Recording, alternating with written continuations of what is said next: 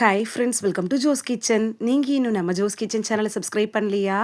சட்டுன்னு சப்ஸ்கிரைப் பண்ணிவிட்டு லைக் பட்டனை தட்டி விட்டுட்டு வாங்க வீடியோக்குள்ளார போகலாம். குதிரைவாலி அரிசி சாப்பிட்றதுனால நமக்கு கிடைக்கக்கூடிய ஆரோக்கிய நன்மைகள் என்னென்ன அப்படின்னு தான் இந்த வீடியோவில் பார்க்க போகிறோம். ஸோ வீடியோவை ஸ்கிப் பண்ணாமல் பாருங்கள் ஃப்ரெண்ட்ஸ். நம்ம தினைக்கும் சாப்பிட்ற அரிசி வகைகளில் நிறைய வகை இருக்குது. அதில் ஜீரக சம்பா, வெள்ளை அரிசி, சாமை அரிசி, சிவப்பு அரிசி, பாஸ்மதி அரிசி, குதிரைவாலி அரிசி இது எல்லாமே அடங்குது.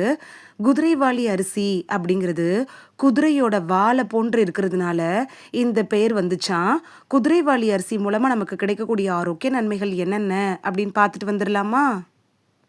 எலும்புகளை வலிமையாக்குறதுல குதிரைவாலி அரிசி எப்படி பயன்படுது அப்படின்னு பார்க்கலாம்.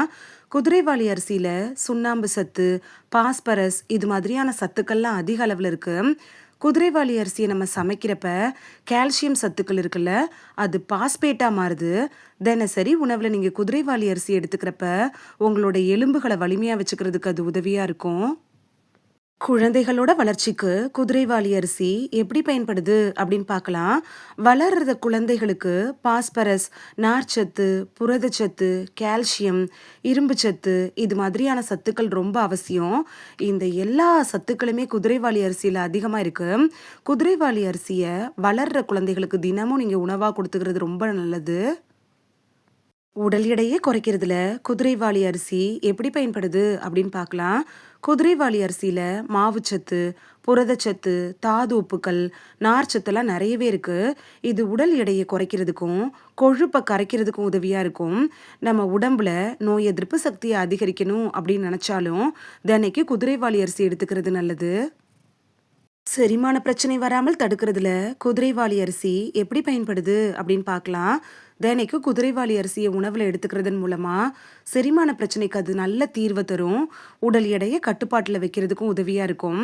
வயசானவங்களுக்கு ஏற்படக்கூடிய செரிமான கோளாறுகளை சரி செய்யணும்னு நினச்சிங்கன்னா தினமும் குதிரைவாலி அரிசியை சாதாரண அரிசிக்கு பதிலாக எடுத்துக்கலாம்.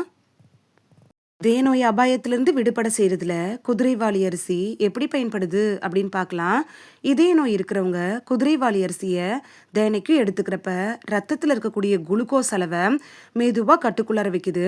இதயத்துக்கு செல்லுள்ள அந்த இரத்த நாளங்களை சீராக்குறதுக்கும் இதய துடிப்பை சீராக வச்சுக்கிறதுக்கும் இந்த குதிரைவாலி அரிசி ரொம்ப யூஸ்ஃபுல்லாக இருக்கும். நல்ல தூக்கத்துக்கு குதிரைவாலி அரிசி எப்படி பயன்படுது அப்படின்னு பார்க்கலாம்.